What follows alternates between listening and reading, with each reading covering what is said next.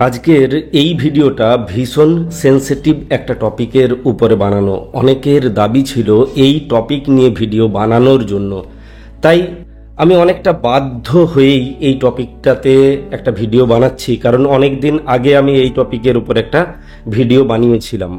ইদানিং আমার কাছে যে ফোন কলগুলো আসে, মানে যারা নাম রেজিস্ট্রেশন করে আমার সঙ্গে ফোনে কথা বলে, বিশেষ করে মেয়েরা, তাদের ক্ষেত্রে ম্যাক্সিমাম জনের ক্ষেত্রেই একটা প্রবলেম দেখতে পাচ্ছি।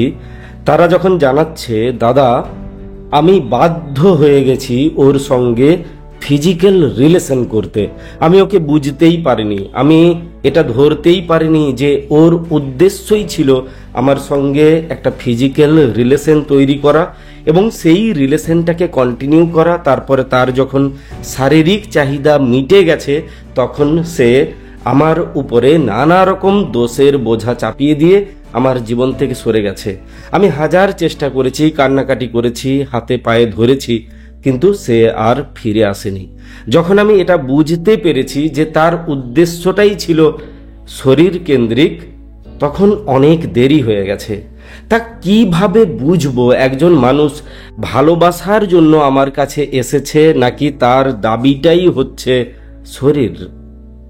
একটা কথা আছে বা একটা শ্লোক আছে, আত্মেন্দ্রিয় প্রীতি ইচ্ছা তারে বলে কাম, কৃষ্ণেন্দ্রিয় প্রীতি ইচ্ছা ধরে প্রেম নাম। যদি ভালোবাসার জন্য শরীর আসে সেখানে কোনো প্রবলেম নেই, কিন্তু শরীরটাই যদি ভালোবাসা হয়ে যায় সেখানে যত প্রবলেম। আমরা তেমন মানুষকে খুব সহজেই আইডেন্টিফাই করতে পারবো যার উদ্দেশ্যই হচ্ছে কাম বা কাম চরিতার্থ করা। নাম্বার 1, একজন মানুষ আমাকে ভালোবাসে, আমাকে প্রচুর গিফট দিচ্ছে, আমাকে সময় দিচ্ছে, আমার জন্য সে জীবনটা দিয়ে দিতে পারে, ঠিক আছে, এটা ঠিক আছে। কিন্তু কিছুদিন পর, মানে রিলেশন তৈরির কিছুদিন পরেই দেখছি তার দাবি পাল্টে যাচ্ছে। সে আমার কাছে নোংরা ছবি চাইছে, নোংরামু করার জন্যই ভিডিও কলে কথা বলতে চাইছে, ফোনটাকে বাথরুমে নিয়ে যেতে বলছে। আমি ওই মানুষটাকে ভালোবেসে ফেলেছি, তাই ও যা বলছে আমার ইচ্ছা থাক কিংবা না থাক আমি বাধ্য হয়ে যাচ্ছি। কোথাও না কোথাও আমারও একটা ভালো লাগা আছে, বা কোথাও না কোথাও আমার মনের ভেতরেও হয়তো গুপ্ত বা সুপ্ত একটু চাহিদা আছে। তাই আমি ওর কথাগুলোকে পুরোপুরি অস্বীকার করতে পারছি না, আমি এগিয়ে যাচ্ছি। আমি জানতেই পারছি না এটা ভালোবাসা নয়। এরপরে কি হচ্ছে, আমার মন অলরেডি এডিক্টেড, আমি ওর সঙ্গে কথা বলতে ভালোবাসি। ধীরে ধীরে কি হচ্ছে, আমি শারীরিকভাবেও ওর সঙ্গে এডিক্টেড হয়ে যাচ্ছি। কিছুদিন পরে ও আর এই প্রসঙ্গ ছাড়া অন্য কোনো প্রসঙ্গে কথাই বলবে না।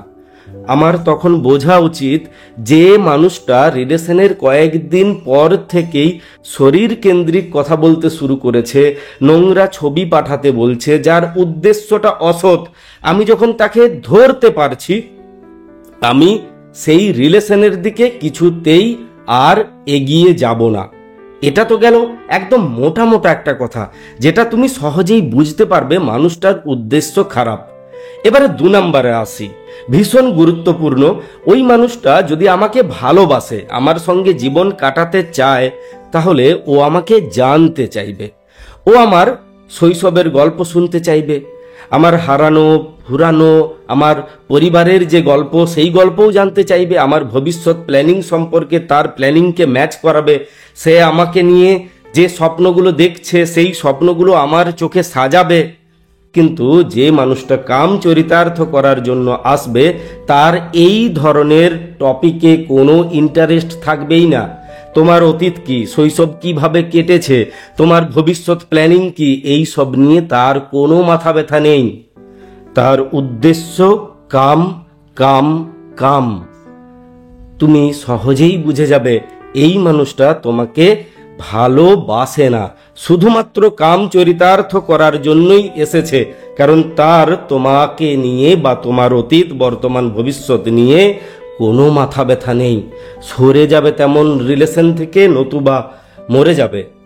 3 নাম্বার, খুব ধুরন্ধর টাইপের কিছু মানুষ আছে, বিশেষ করে খুব ধুরন্ধর টাইপের কিছু পুরুষ মানুষ আছে যারা কথার জাল বুনে এত সুন্দর সুন্দর কথা বলবে যাতে তোমার মনে হবে ওই মানুষটা আমাকে ছাড়া বাঁচতেই পারে না, আমাকে ছাড়া চলতেই পারে না, আমাকে ছাড়া একটা মুহূর্ত তার কাটে না। তুমি দেখছো রিলেশনের শুরু থেকেই তার কথাবার্তা সেই রকম। ওই মানুষটা কিন্তু তোমার জন্য জাল বুনছে। তোমার সঙ্গে ভালো করে তার পরিচয় হয়নি, অথচ সে তোমার জন্য একদম মরে যেতে চাইছে। সে তোমাকে নিজেকে শুধু নয়, নিজের সমস্ত কিছু উজাড় করে দিতে চাইছে। তার গাল গল্পগুলো তুমি সহজেই বুঝতে পারবে, কিন্তু তুমি যদি আবেগে ভেসে যাও, তুমি যদি আবেগের ভেতরে ডুব দাও, তাহলে তুমি শুধু ভালোবাসা দেখবে। তাই যখনই এমন কিছু ঘটবে যেটা এত দ্রুত ঘটার সম্ভাবনা ছিল না, তখনই তোমাকে সতর্ক হতে হবে। ও মিষ্টি মিষ্টি কথা বলছে মানে ও মিষ্টি সুরে জাল বুনছে। আজ নয়, কয়েক সপ্তাহ পরে ও সেই জালের ভেতরে তোমাকে ভরবেই ভরবে। তুমি তখন অন্ধ হয়ে গেছো, তখন তুমি আবেগে ডুব দিয়েছো নয়, তখন তুমি আবেগে ডুবে গেছো। ও যা চাইবে তুমি তাই দেবে, কারণ তখন তুমি খুঁজেই পাবে না কোনটা প্রেম আর কোনটা কাম। ওই যে বললাম, সে এত সুন্দরভাবে তোমাকে কথা বলবে যে কথাগুলো শুনলে তোমার মনে হবে কামেই প্রেম, প্রেমেই কাম, কাম প্রেম একসঙ্গে জুড়ে রয়েছে। তাই এমন মানুষের চক্করে পড়বেই না যে ধীরে ধীরে ধীরে ধীরে তোমাকে কামের দিকে নিয়ে যাচ্ছে। তাহলে কি দাদা কাম পাপ? প্রেমে কি শরীর আসতে পারে না? নিশ্চয়ই পারে।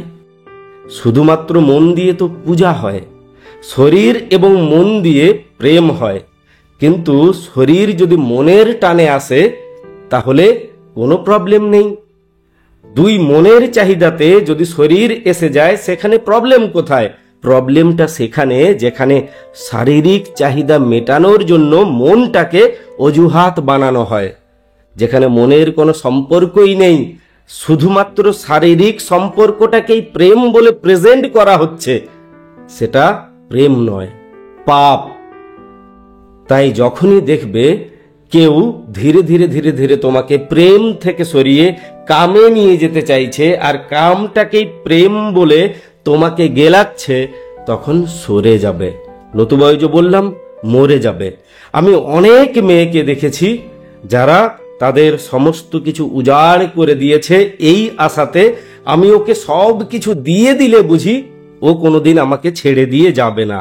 আরে যেদিন ও সবটুকু পাবে সেই দিনেই ও ছেড়ে যাওয়ার রাস্তা খুঁজে নেবে, কারণ ও এসেছে তোমাকে গিলে খাবে বলে।